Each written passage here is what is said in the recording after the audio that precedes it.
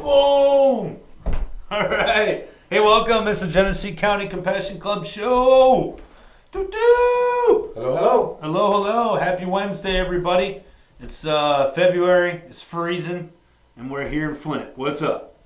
I'm going to talk to you about some medical marijuana, talk to you about what's going on in Michigan, talk to you about what's going on with Mr. Eric Gunnels. What's going on, Eric? Thanks for being in the studio today. Oh, yeah. Thanks for having me here. Absolutely. And we got John, the man behind the camera, making it happen. Eric, can you hear everything now? I can. I just got a little bit of a hum. Okay. Well, because it doesn't know the words. There. Yeah. Better. Much better. Is that better? Okay. All right. Yeah. Okay. We're good. All right. Cool. So hey, we're gonna let you know what's happening going around the club. It's killer going on there. I mean, have you been to the club like last couple days? No, I have not. It's a shocker, man. We got some more new stuff, new display cabinets when you're checking in at the security station. New Loving it. New playground equipment and all that. Kind of, sort of, yeah. Okay. And over at the Holistic Center next door, looks like they're getting things rocking over there. They got the whole area remodeled. They're still working on getting equipment in there and stuff, but it doesn't look like it will be too long before we're serving food. So that's going to be pretty awesome. You're going to serve food? We're going to serve food. Club? Yeah. You guys are going to have a food license? You guys are going to serve food at the club? Yes. Wow. Yeah. That is going to be awesome. Holistic food, healthy food, organic food, the kind of food that like your mama wanted to make you. Yeah, but she couldn't find it at Myers because they don't have that shit there. Right. You're right. It's missing on the shelf. Yeah, but no, seriously, things are rocking. We got some beautiful stuff down there. The club's happening, and like I said, I don't know exactly when, but they're avidly working on getting some stuff going over at the Holistic Center. I know that we just had a bunch of employees, George, Ramona, and Jamie, all go get their licensing for food service, whatever that is. We paid a bunch of fees to the county. I know that's part of it. So, right. Yeah, you members, you make this happen. It's something you guys wanted, so we're bringing it to you. You're doing it right, making sure we're all official and everything, and it's coming soon. I don't have a date for you, but it's going to be awesome. I know that. Maybe you should have a takeout window so you can actually expand this. Make it true. Hey, one thing at a time. That'd be great. Yeah, with the rest of us. See, I'm not a member, and I can't because I don't have a medical card. I don't have a card. That's actually not the case, John. At the Holistic Center, anybody can go in there. It's open to the public. So you can go in there now, actually. They've got all kinds of cool clothing. A bunch of hemp clothing from the Himalayas. Oh, cool. So a bunch of stuff for the ladies. There's all kinds of herbal teas in there, John. I tried some tea this last week. I'm not a big tea drinker, but I've been becoming one more and more. I can't say it. Hibiscus tea that I tried that's over there. It's actually delicious. Nice. And then there was another one. It was, I don't know the name of it, but I call it the smoked spruce. And if you just go over there, talk to Jan or... so it's going to be... You're going to serve food at the Holistic Center? Yeah. Okay. Gotcha. Yep. Closest and one. if you're over at the club, you can get your food brought over to you, from the Holistic Oh, Center. now that is awesome. That is awesome. So that's a perk right there. Heck but, yeah. And good food. It's hard to find good food on our club side of the town. I'm not knocking the places that are over there. They're all good places, but you know what I'm talking about. So this is going to be exciting. This is going to be good. Heck yeah. It's coming up soon. I was shocked. I walked in there today, and they had the whole back room in the Holistic Center remodeled. If you guys haven't seen it, you should stop over there and check it out real quick. Grab yourself some organic honey while you're at it. Some vitamin spray. I think I'm gonna. Are they going to have like regular stuff that's like on a menu or what? Because I was assuming we could get a copy of the menu. We could show it next time. No menu yet. I've seen preliminary menus. I saw a Monte Cristo. Okay. Whatever that is. Sounds delicious. Right. And it's probably going to be seasonal. I think they're going to be switching it up with whatever's available at the farmer's market. Keeping it to be, organic and all that. Seasonal rotation kind of thing. You bet. Sure, so it keeps sense. the menu fresh, and that way we can, keep you, with your favorites, but at the same time bring in new stuff as well. So sure. We all like to try out. But that's very exciting stuff, and we're proud to be able to have that. Very thankful to be able to have it, and as soon as it's rocking, yeah, John, we'll bring in a menu. We'll maybe bring in some food. That'd be sweet. Heck yeah. Some sandwiches on the Eat podcast. It right here. Yeah. You let me know. That's right. So speaking of food, we don't want to forget to mention our soup kitchen. It's coming up here last Friday in February. It's coming up here real shortly, actually. So if you have time and you're willing to volunteer, we could use you for a Friday. We'll be serving down there at the soup kitchen on the north end from 2 to 5 p.m. Mr. Bernash is the man who makes it happen. He always appreciates donations to kick in. They go directly to help fund the menu down there. So talk to him or Karen down there at the club if you'd like to help out. We definitely could use it, and it's always a good time, especially this time of year right now, man. People need a hot meal more than ever, so we can definitely help out. But that's coming up here at the end of February. And other than that, upcoming events, we just got the 420 party is really the only thing that's big and coming up here soon. So April 20th, we'll throw down and have an awesome day. And again, still looking for comments or suggestions as to what you might like to see. And I think there's a member meeting coming up here at the beginning of March. It'd be the time to take part. Let us know your thoughts, and we'll be glad to take your suggestions. So what 420 is that on a Tuesday? I don't even know. I'd have to look at the calendar. I want to say the 420 this year is a Monday. Monday, yeah. I want to say it's a Monday. I think so. No, I think it was in the week. Let me look here. Let's see which one of us is faster here. Calendar. Day. 420 is a Monday. There we go. Ah. Yeah. All right. So it'll be Monday. I think we're good. I don't know. Like last year, we had the 420 on April 19th because it was a holiday, Sunday, Easter, so on. Yeah. So this year, being that we're not normally open on a Monday, if we're just going to go for it, or if we're going to just do it on the 21st, I believe it's the 20th. So. Cool. All right. You should probably know that too. Pretty sure it's the 20th. We'll get back with you on that one. Yeah, we'll get back to you on that one. In other news today. That's right. Actually, in other news today, we have Eric. Eric's been in the news today. This is pretty big news. You just brought to my attention, really. I had heard about Montrose. They had a ballot initiative. They had a vote on just yesterday, Tuesday. Just yesterday, yes. So it was a special election that they had in Montrose. And on the ballot was marijuana de-crim. De-crim, yep. So this was actually covered in national news, not just the local channels, but yep. NBC 25 covered this.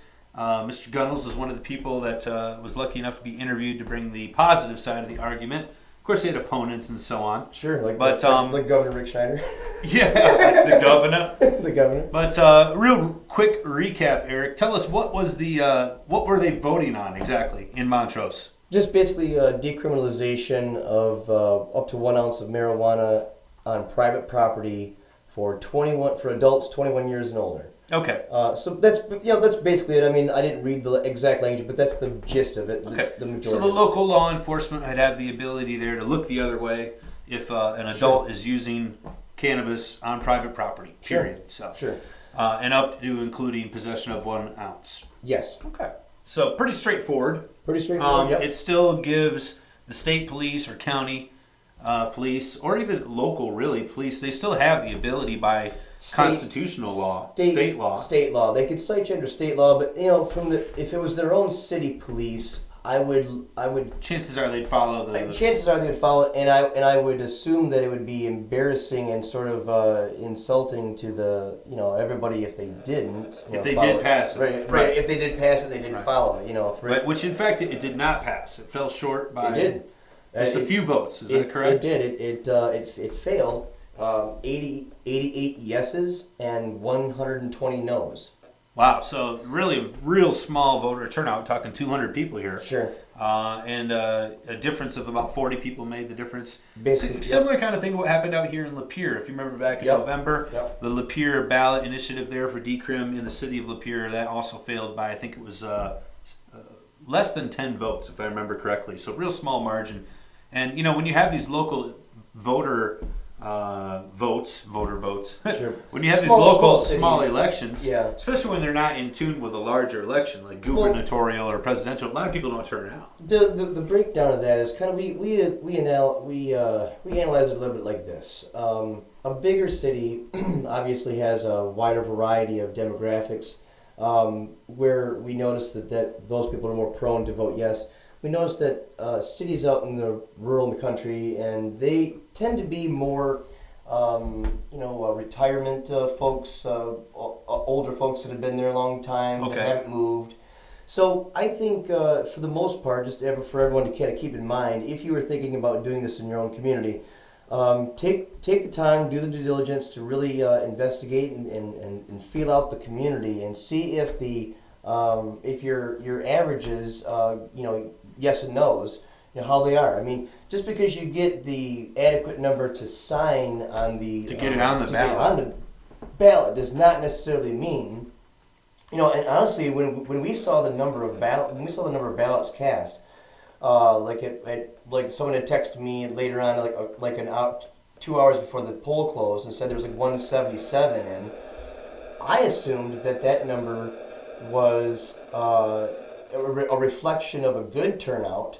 Really? Positively for people to go there and vote yes. No kidding. But when we got the yes and no's back, we were quite defeated in that, and we were just anticipating something else. And I was anticipating that because we needed a minimum of 80 yeses. So let's say that the no votes wouldn't have overshadowed the yes votes. Mm-hmm. Then the mark of 80 yeses would have been succeeded, and 80 yeses would have 88 yeses would have made it pass. Okay. You see what I'm saying? Because 80 was the minimum requirement for yes votes. Okay. So even if nobody voted no, if there was not enough yeses, it still wouldn't have passed. Okay. Sure. So it wasn't necessarily just a 50% vote, yes or no. Right. It had to at least make a minimum amount. Yes. Okay. So which it did, but it still didn't get the yeses. Right. Correct. And the average turnout at that voter precinct, and there's only one within the city of Montrose, the average turnout for that was like 40 to 50 people at the most. Wow. So this vote on a special election on an isolated day in the middle of February, on a cold day in the middle of February. Nasty day to be out. Cold nasty day. Still brought out a record turnout to that voter poll. I mean, over almost 200 people, like we were saying. So even though the number's relatively small, percentage-wise, it's been greater than past elections. Yes, it was a big turnout. By a tremendous amount. Tremendous, yes. And I think that when you look, and there's also 4 church communities in that small town, I think when you really dive into it, you'll find that a lot of tight-knit groups of people probably just didn't really care for that change, and they actually made a concerted effort to come out to the polls to vote no. Mm-hmm. Either way, I respect the will of the voters, and I think that democracy was clearly displayed there. I think that if we had an opportunity to really sort of do a seminar there and maybe do an educational educate people, sure. Because I think a lot of the reaction of people getting out to vote no could probably be summed up to the lack of education and not understanding, maybe a sense of fear of change or a sense of fear that it's going to disrupt their town or community somehow. Sure. So a lot of cases right now where you have issues like this, select small communities and so on. A lot of groups can feel like, well, they don't want to turn their town into the hippie town or the pop town, and so passing this sort of a ballot puts a label on them in a sense. Sure. And I think there's a lot of towns out there that, on one hand, they may not really care about marijuana or legalization or anything like that. At the same time, they don't want to have a label affixed to their town saying, well, this is the place to go to. Sure. And Montrose, city of Montrose already has 2 dispensaries within it.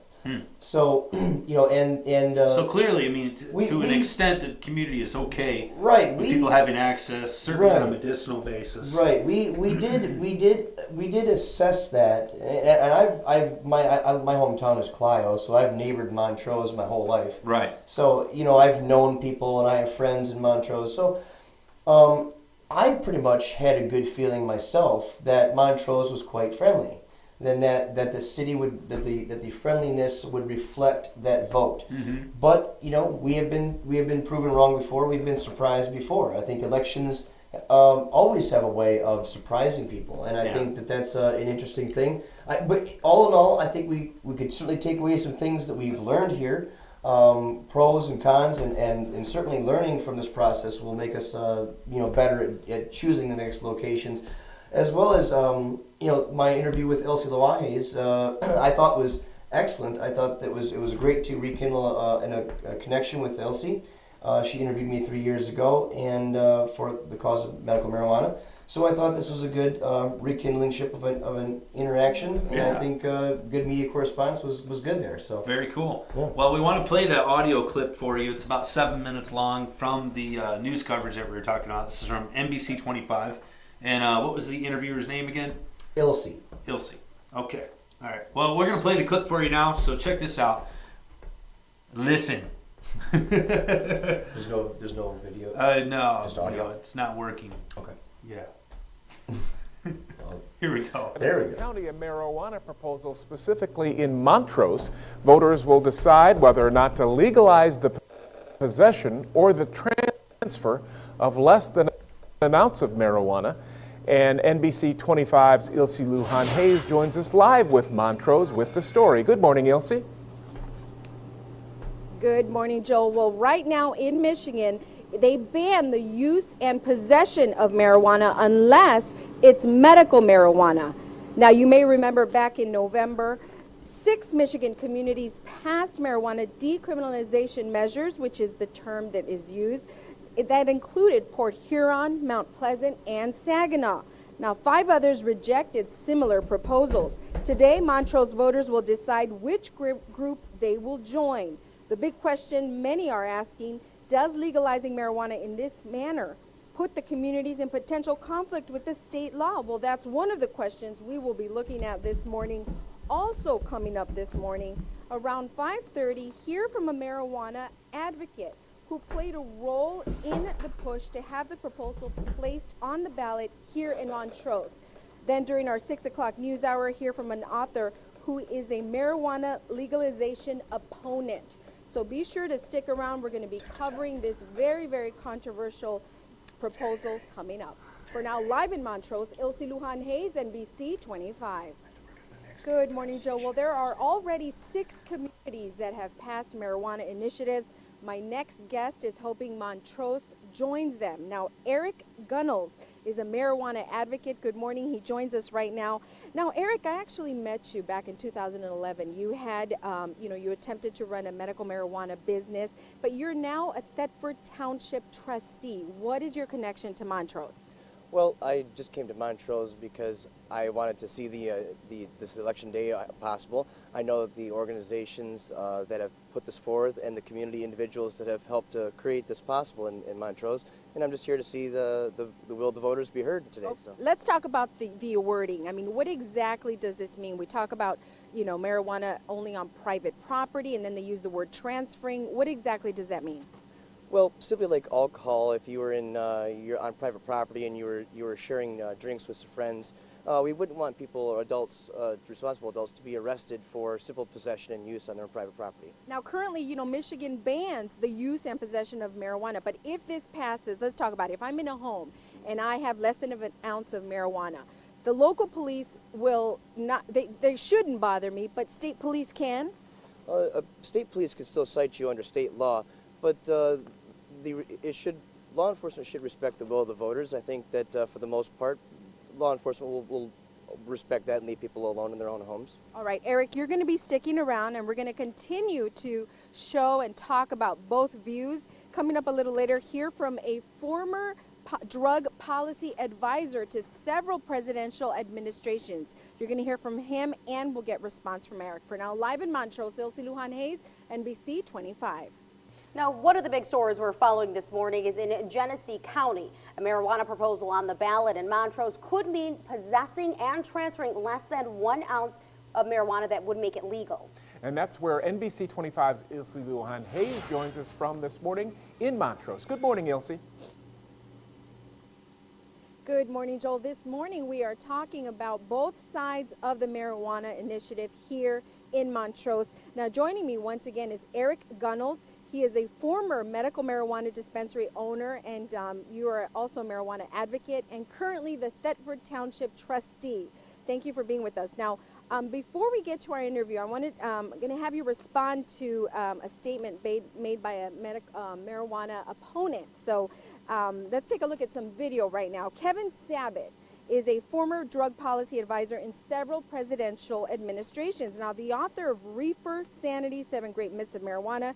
He hosted a town hall meeting in Midland back in November. Sabbath says legalizing marijuana comes with a high cost that we're going to pay.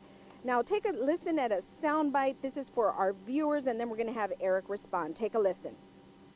Today's marijuana is not your Woodstock weed of the 1960s. It's 10 to 20 times stronger. What Michigan should do is look at the mistakes in Colorado and see what the negative impacts have been there before they go down the same path. Of course, Of course, Colorado just celebrated their 1-year anniversary of legalizing marijuana in the entire state. Now, Eric, go ahead and respond to folks at that soundbite they just heard. Well, the alcohol comes in different strengths as well. And when you're talking about the strength of marijuana, really it has more to do with the fact that, well, I'd like to point out that marijuana is a very non-toxic substance. So you really can't overdose on it. And no one's ever died from it, so it is safer than alcohol. Now, of course, we want to reiterate that's your opinion, of course. Now, is this part of a bigger effort? Well, we don't have time for that question. We're going to have to do this during the next segment, but thank you, Eric. So please stick around. We're going to have much more from Montrose. Ilse Lujan Hayes, NBC 25. Good morning, Joe. We're about 30 minutes away from the only voting poll here in Montrose to open its doors to voters. And of course, on the ballot today, this very controversial issue, which is the marijuana. Now, joining us right now is Eric Gunnels, who is a marijuana advocate. Eric, let's talk about the money. You say that I asked you earlier if this is a bigger effort to legalize marijuana across the state by hitting cities and townships. I certainly hope so, and I certainly hope that it is a bigger effort across the country. I'd like to see the tax revenue really collected from this. I think that Colorado did a great effort of that. They collected $44 million in tax revenue, the last figure I heard, and I think that Michigan could use that tax revenue. Now, something we should mention, since we're talking, you mentioned Colorado, and I did do some research, and it does show, their data shows that about 2,300 arrests were made in 2014 for marijuana possession versus 30,000 arrests a few years earlier. You're saying this is a perfect example of what? I think it's a perfect example of redirecting law enforcement resources. I think that we could better use those resources to pursue other crimes instead of, victimless crimes in people's homes. All right, let's quickly go to a full screen that we have for you. Governor Rick Snyder shared this statement. I want viewers at home to take a look. The language, he says, the language is inaccurate because it does not inform the voters that the proposed amendment conflicts with the state law or that state law will control regardless of whether the proposed amendment is adopted. Now, Snyder is talking about Saginaw there, but very similar here. A lot of folks feel like even if this passes, it's still state law to not have marijuana in your home. So how do you handle that?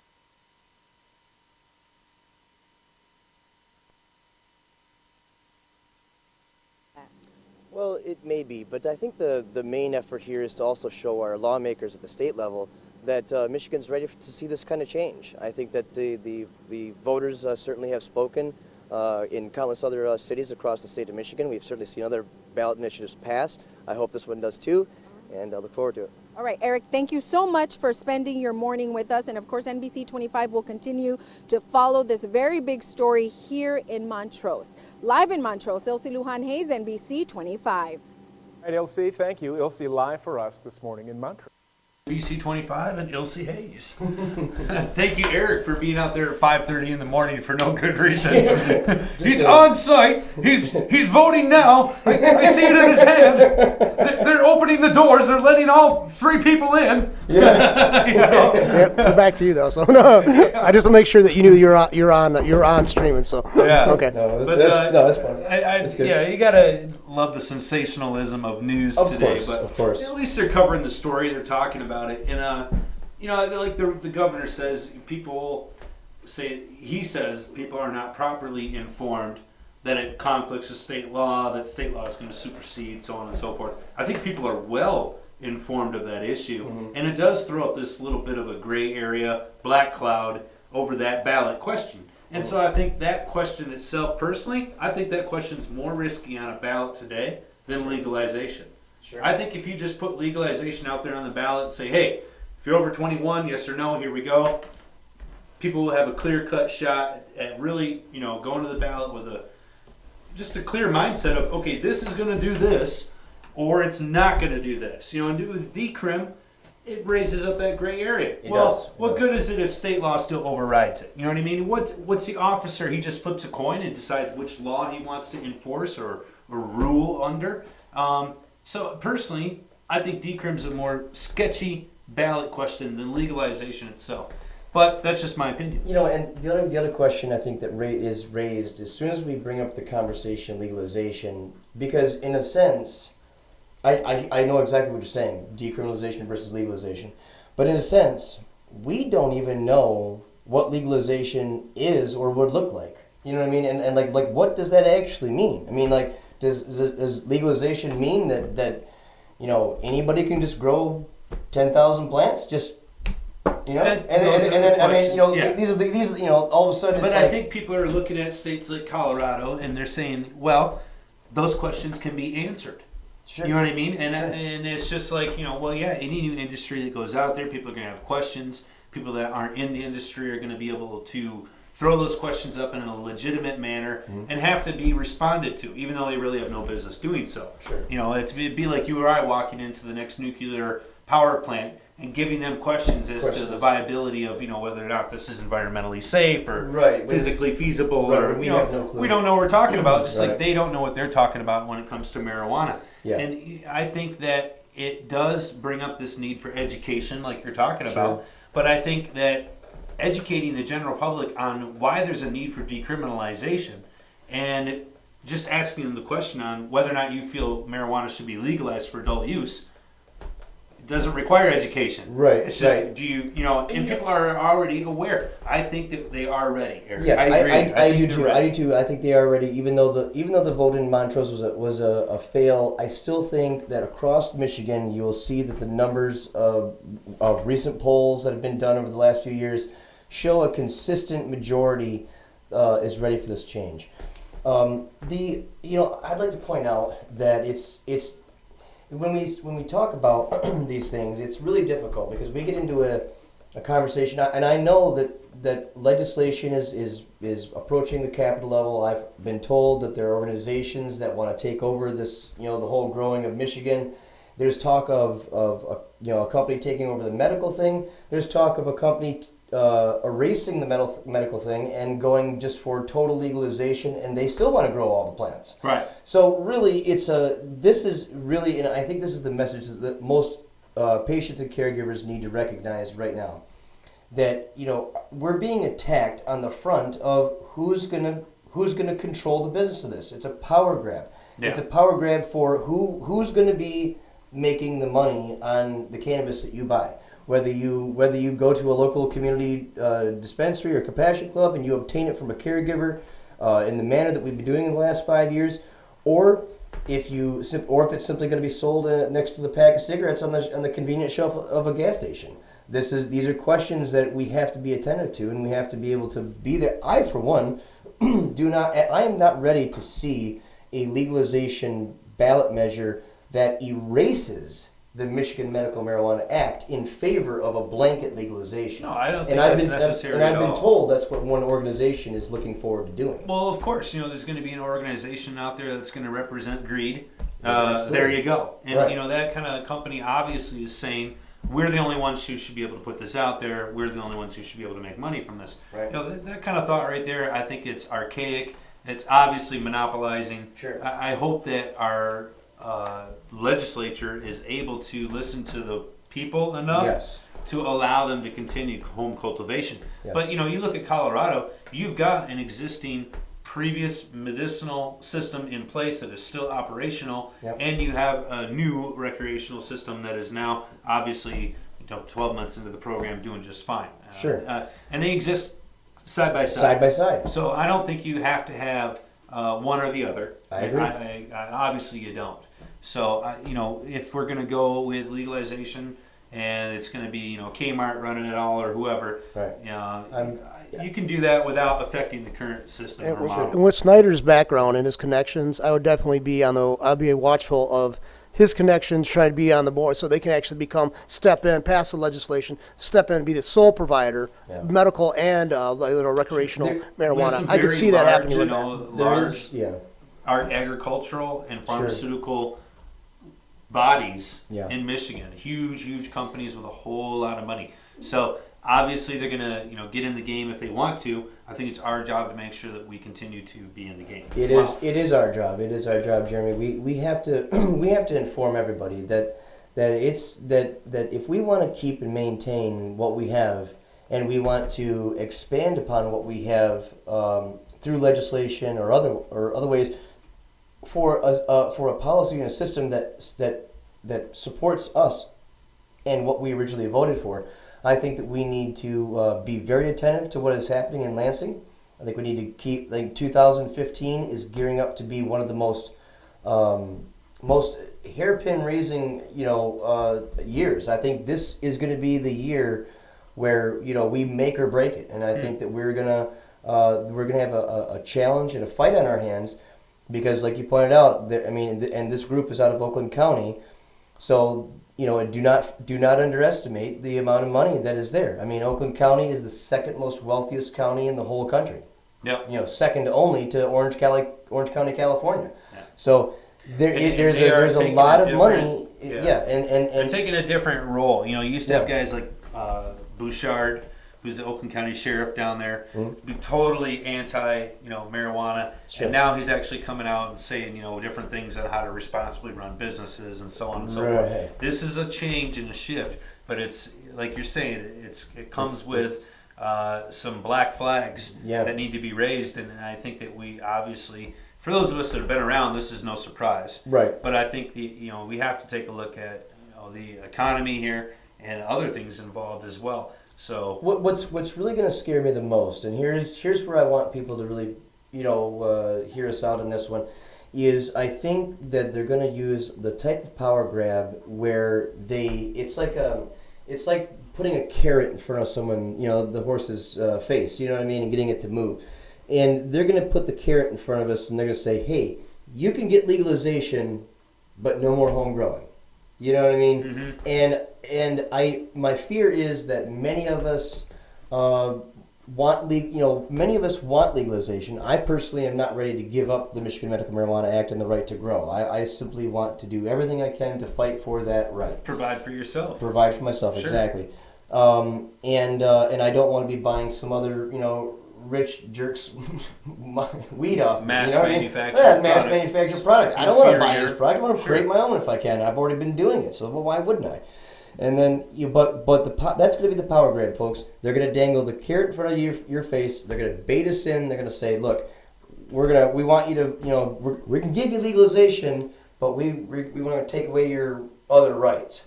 And you know what, folks? We already have these rights, and I don't think that we should give them up. I think we should fight for them. I think we should stand for them, and we should tell our legislators that we want to keep them. Yeah. So that's my message to you folks out there. There you go. Well, as you stated, to my knowledge right now, there's 2 large active groups in the state of Michigan that are working the legislature. One is an already pre-existing body, if you will. It's a number of different groups that have sort of gelled together to create a lobbying force, if you will. And this is the same group that got the bills going last year with Representative Colton. And to my knowledge, Representative Colton's already reintroduced his bills from last year with a couple tweaks on the package. But at the same time, there's another group that is evolved, that's new, that's well-backed, well-organized, and they have a totally different set of proposals that are coming to the table, to my knowledge. Now, these bills have not yet been proposed, but it is we haven't even seen language. It's in the grapevine that they are being drafted. So if this stuff comes to light, we're going to bring it to light. We're going to tell you about it, and we're going to get you involved so that you can make a difference, make a change, make something happen. But yeah, the whirlwinds are blowing and the rumors are blowing, all that. So we'll try to keep it to just facts. Sure. But at any rate, yeah, there's probably going to be some action here in Michigan. There's a lot of pressure to do so, and I think that you're right, Eric. We're going to see something come to the table. Yeah. And while we have so many different interests pecking away at the overall issue, I almost want to see it just like it did last year, just die in flames. Yeah, you know what I mean? Yeah. Because there's so many people that want to get in on this. Just because it's a greed thing, it's a money thing. You know what? I think many people, saw the last House Bill 4271 as being a potential, a positive thing. It's difficult for me to say whether it is or it isn't, but I agree with you. I think that by the time that bill finally made it to where it was, the language in it just got so muddled and wrong. Well, yeah, and when you're asking, when you're asking the state police for their opinion on how to properly conduct business in this medical agricultural type field, you're asking the wrong people. You're asking the wrong people. It's like it's like asking a computer technician to go out and pour a slab of concrete. Right. It's like going out and asking a guy that pours a slab of concrete to go write a computer software program. It's just not. They're not equipped to tell us anything on that. You know, and the unfortunate part is, Jeremy, that many politicians rely on the advice of law enforcement to give them, because many of the politicians have no idea about what they're talking about or what the subject matter is. So when there is a subject, especially when it talks about law or crime or whatever, and you know, the law enforcement is going to step up to voice their opinion, and the elected officials often listen to what the officers have to say. You know, and it's a traditional kind of a thing. But we do need people to step up and face their legislators and call them and talk to them and say, look, you know, and bring the other facets of the issue. Bring the other facts to the table, sure. Absolutely. Well, hey, before we move on, we got a few minutes left today on the show. I just, since we have Eric in the studio, obviously you guys know he's a trustee on the Thetford Township Board. And so I like to pick his brain every now and then about local politics. Well, please do. And yeah, I got a question for you. So, like, how many people does it take to run a city? That's my question.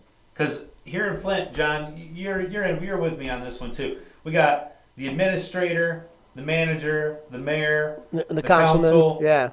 So how many people, Eric, do you feel that it? And I, you know, a council is a good thing. You know, you got to have a representative body. I'm cool with that. I don't want a king. Sure. But it seems like we've got some kingships going on here. And I think if I had to, because I you know, my position is of a township. It's not a city. I don't have as much. And how is it that these administrators get paid more than the mayor? Let me just say this: I don't have as much intricacies as to the understanding of the mechanics of the politics of a city as I do at like a township. Sure, there's a difference. There's a difference there, and I understand. So if I had to just say from my own experience so far, 3 years into it, as I have been here now, I would have to say that what it is and why you have so many kingships, like or whatever you're talking about there. Chiefs. When you got so many chiefs in the kitchen, is that number one, the city of Flint and the surrounding area is at a loss. They're very much at a loss as to what to do, really, to bring Flint back. I know there is a bigger plan, and let me kind of shed light to this. Oh, they're at a loss, all right. It's called bankruptcy. Yeah. Well, but see what's happening though is behind the scenes is that they have a plot map that I don't know who, but somebody is overlaying this map over top of Flint, and they're forecasting predictions for 20, 30 years in the future. Yeah. And what's happening is they're buying up neighborhoods in the most worst neighborhoods. And they're tearing all the houses down in this particular neighborhood, and then they I seen a $20,000 sidewalk put right diagonally through the middle of one of the worst, you know, communities in the city, and the sidewalk starts here and it ends here, and I'm like thinking, and I've been into construction a long time, and I've poured concrete sidewalks, and I've done driveways and sidewalks, so I looked at this and I go, wow, it doesn't go anywhere. And I actually had to stop my car because I thought there's no way that someone could put the $20,000 sidewalk in the middle of the ghetto for no reason. So I get out and look at it, and I pull up my GPS, and I'm like, When you start looking at an aerial map, you start thinking, okay, whoever the rich investor was that bought this piece of property and did this to it is thinking so far in the future that he's thinking, okay, somebody else is going to buy this neighborhood section, and they're going to put storefronts here. You know, this person's going to buy this section here and put a business here. And over here's the hospital, and over here's the park. And if I put a diagonal sidewalk right here, you know what I mean? Then I've developed this piece of site for the future development of Flint. Sure. Basically, they're just like terra-facing Flint. Oh, jacking up the and water rewriting prices. all the contracts in the meantime. Absolutely. So they can afford to do these sorts of things, so they're not still held down by past obligations. It's a reallocation of assets. Yes. And this has been going on since the 80s. Yes. Because I had a friend of mine, not a friend, this guy I knew in college. He was working for a realtor, and he was a smug guy, smug and arrogant. But he said, and this is going to happen. He said, they're going to let the area, and this is like 1985. Yeah. Mm-hmm. And back then, this was still a thriving neighborhood around here. And he was talking about the area closer down to Robert T. Longway. That's where he was at. He was living at. But he was working in conjunction with all these real estate agents. They have a plan from that long ago Yeah. to depopulate this area, That's exactly it. and that's what it is. And John, and if you want the bottom line truth, I mean, if you really dig deep, I think you'd find that the real truth is that the water doesn't really cost as much as it does, but they're deliberately jacking up the price of the water Drive people. to move out, figuratively speaking, the riffraff, The you know what I mean, undesirables, the yeah. undesirables of, Right. of the Flint area. What they consider the And- undesirables. yeah. Sure, right, and because I don't stereotype people, but I that's what their plan is, and I certainly from a just knowing what I know and seeing little pieces of information, that I pick up here and there, I realize that because a lot of people, if you notice this, the magazine My City, that just is now circulated for the Flint area. Okay. It's a very, very, very well done magazine. It's a very professionally done magazine, probably the most professional magazine you'll ever see in the whole state. Oh. And that's because what they're trying to do is they're trying to put a better face on it to attract more richer investors. Sure. In fact, realtors have actually been isolating entire neighborhoods and selecting certain. They've been like trying to sell those homes to a certain demographic of people actually. Sure. And they actually have been trying to mix and match demographics of people, whether and demographics, I mean everybody from race ethnicity to sexual orientation to Age and age, Sure. and sure. And they're really changing Flint in a big way, and they're trying to change those demographics to change the environment of Flint. So the whole purpose of this is to attract rich investors to come in, buy up some properties, Help develop the- redevelop. help Sure. redevelop the area to make it more economically viable. I get that. I get I all get it that. too. It's just this process on the Yes. way there. On the way of there a is city tragic. having to bring in 3 additional Yes. managerial positions with top pay. Yeah. With elongated benefits. Contracts that are going to stick us for years to come. Yep. Only to be able to have them go ahead and break contracts that a mayor could have broken Yeah. in the first place if a judge had just given the authority to do so. And if that's really what it is in the bottom line, that you need to go ahead and break these contracts to get things back to a fiscal order, then you should just do it and not pay out an additional 2 to 3 positions in excess of 6 figures, to do that. Well, and- when one person is completely capable of the job. And that is And all they're doing that is so that the city doesn't have to stand up and officially file bankruptcy. right. And technically, what that is If they also didn't want them to do that, then they would bring an emergency manager. Right. That's what they're doing. I know. It's a And- quasi bankruptcy. yeah. It's being used across the state. And also an elected official. No one can tell an elected official to go to work or what time to be at work.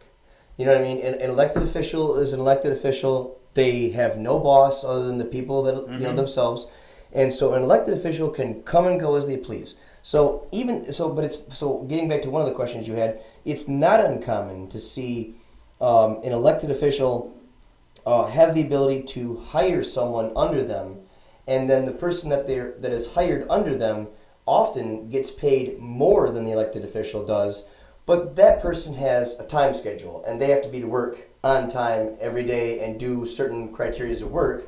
We're paying for those too, though. Yes, right. I know. That's I'm the just saying. thing, right? I know, and We still have those guys. yes. To give you an example, like my clerk gets paid less than our deputy clerk. Sure. So our deputy clerk, is there, 9 to 5, this and that, and then the regular clerk, just makes sure oversees the operations. Not as much work, not as many hours on the job. Right. I'm done. I understand completely. You have to have the staff to support these positions.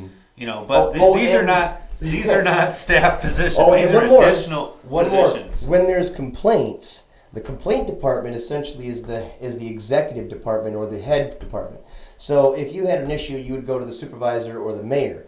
However, oftentimes those individuals don't want to be hassled with a lot of consistent nagging, Sure. from the public, and so oftentimes they appoint someone lower than them who handles, public relations. Absolutely, yeah. And so forth, so that they don't have to. And then that person says, "Oh, well, we can take a little bit more out of the budget, and hire someone under me, so that person can handle the first, the first stage of public relations. I'll handle the second stage of public relations." Insane. And the other guy just makes the news camera. I don't blame the people that are in these positions. They're like, was it Darnell Early or the new woman brought it. Melissa, is that her name?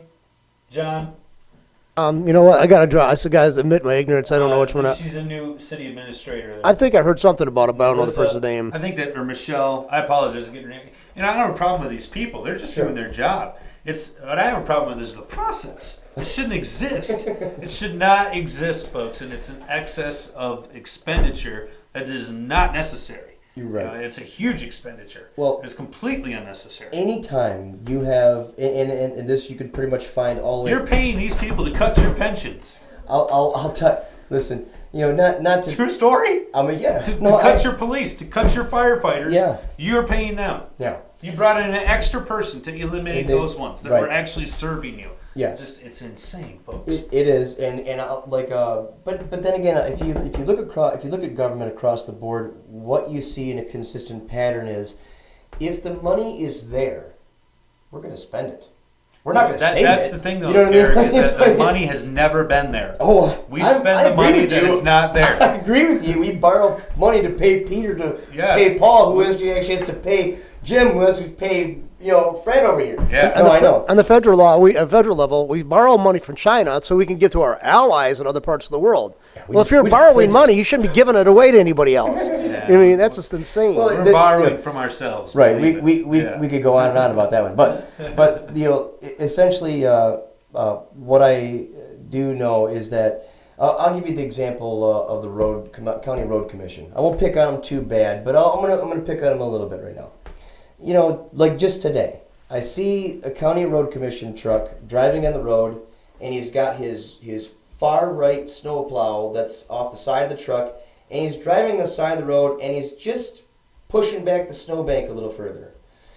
And I'm no expert on plowing roads and this and that, but look, when I saw the truck, I thought, man, he's going really fast.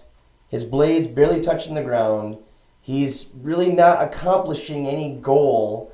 He's not really effectively removing much snow. It's whatever snow he's barely touching, is just getting sent into the ditch a little bit further. But I mean, really, what's all that mean? Pointless, pretty much. He's just pointless. It's what I'm getting at is that the function of him doing that is pointless. So why is he out there driving a truck, putting wear and tear in a vehicle,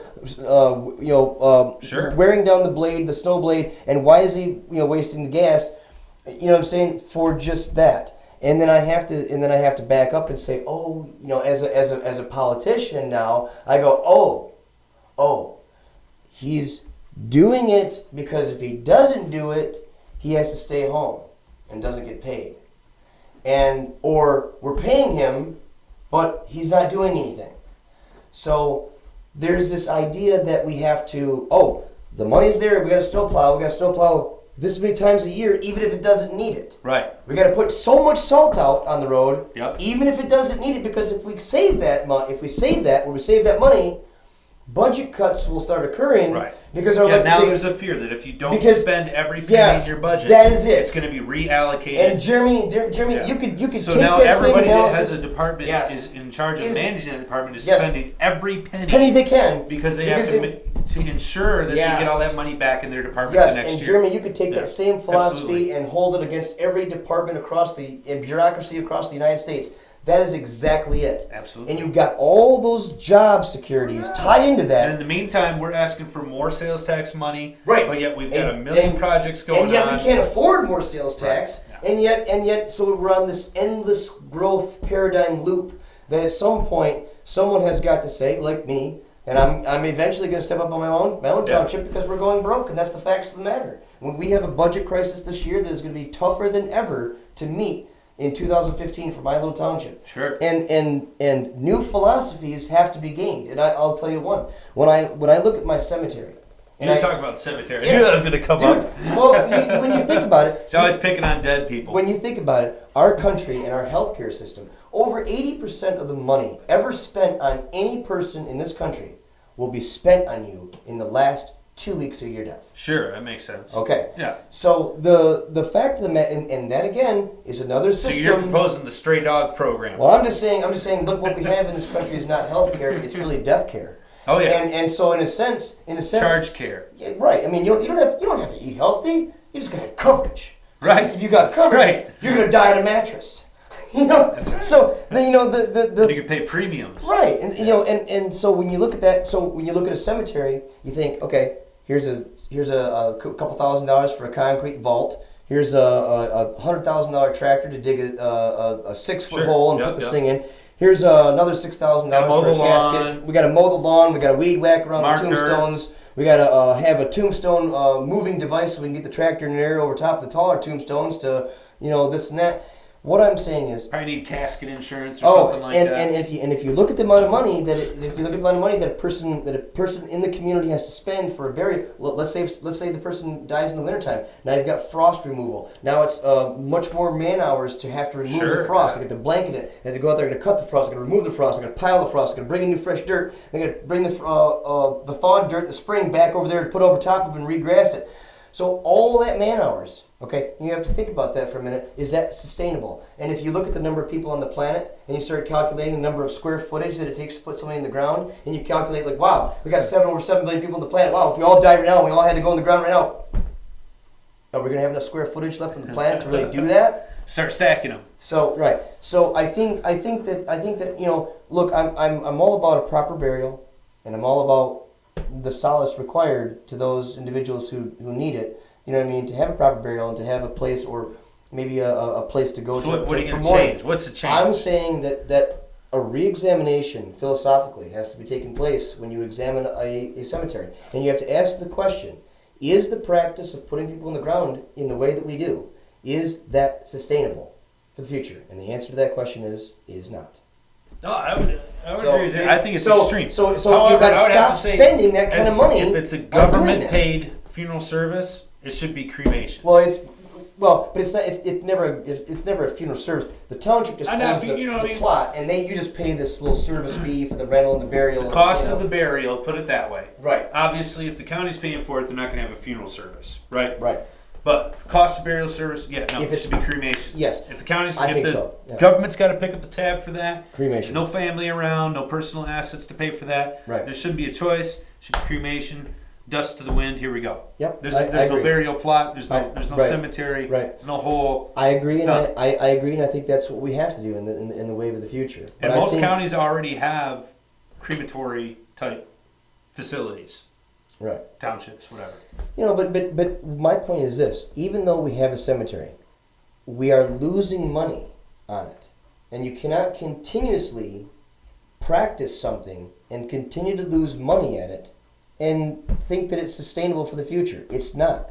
You mean even if other people have the money to pay for all these fancy, doodads for a funeral, including caskets and all this other stuff, I'm sorry, there's just not enough land on the earth, and it's not a sustainable practice. It's just not cost efficient for a community to sustain that. And I think that people have to realize that. And the days of the fancy tombstone over a gravesite, I think, need to fade away. I don't care. I'm all about it. You pay for it. You do what you want. Right. But when it comes down to if you can't hack your own bill, we used to bury our own in our backyards. Right. But the government made that illegal. Yeah. So the government didn't make that illegal. The lobbyists did. Right. Yeah. Right. Well, the guys who make caskets. Caskets and the people. Yeah. Oh, we want you to. A bunch of concrete workers. Yeah.